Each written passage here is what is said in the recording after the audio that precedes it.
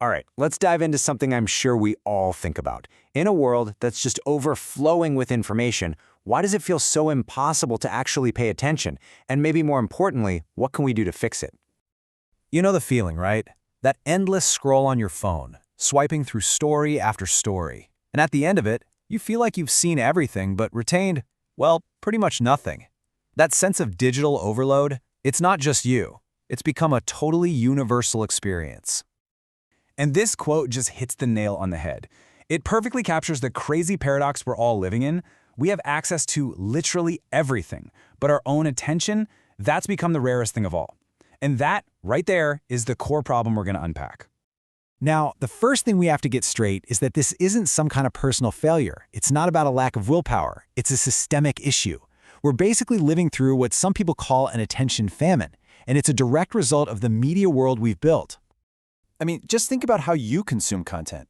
Chances are you're on a small screen right now, probably with a dozen notifications just waiting to pop up. Our digital lives are, by their very nature, fragmented. We skim, we scan, and we're always just one ping away from being distracted. And this slide really shows the disconnect. On the left, you've got the old way of doing things. You know, the print model. It's this rigid, one-size-fits-all block of content that just assumes you're going to sit down and give it your undivided attention. But on the right, that's where we need to be. A model that's flexible, that adapts, that's actually designed for how we live today. That old approach is just plain broken. So, if the old way is broken, what's the fix? Well, we need a whole new way of thinking. A new framework for how we create and present information online, one that's built from the ground up for our very distractible modern brains. Let's see what that looks like. So here it is. It's called the Digital Engagement Model, or DM for short. And this isn't just guesswork. It's a framework that's actually based on cognitive science. It's all about designing content that doesn't just grab your attention for a fleeting second, but actually earns it and holds on to it. And this is absolutely crucial.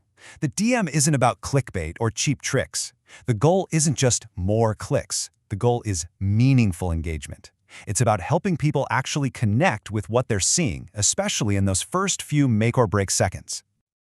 Okay, so how does this thing actually work in practice? Well, it's pretty simple, really. It's broken down into two main parts. And the first part is all about understanding the user and their context. And lucky for us, there's a really simple acronym to help remember it.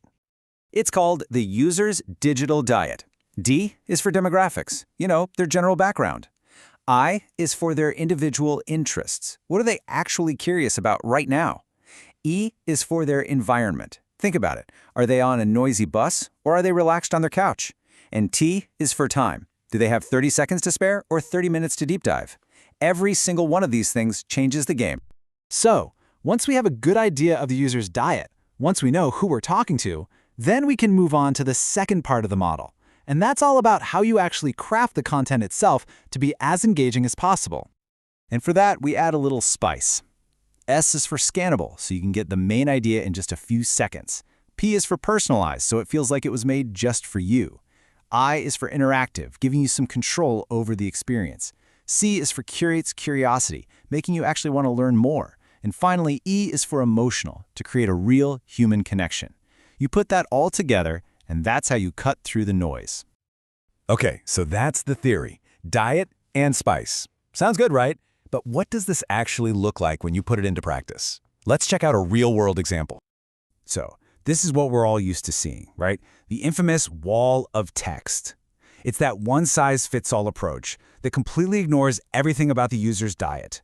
And let's be honest, for most of us, this is an instant invitation to just swipe away. But what if we flip that on its head? What if, instead of forcing everyone down the same rigid path, we actually gave people control? What if we gave them a choice in their own journey? And this is the Smart Story Suite. Instead of one giant article, the user gets a menu. If you're in a rush, boom, hit the 30-second summary. If you're a data person, you can go straight to the charts. It's a simple but powerful idea called choice architecture. Just by giving people options, you massively increase their engagement.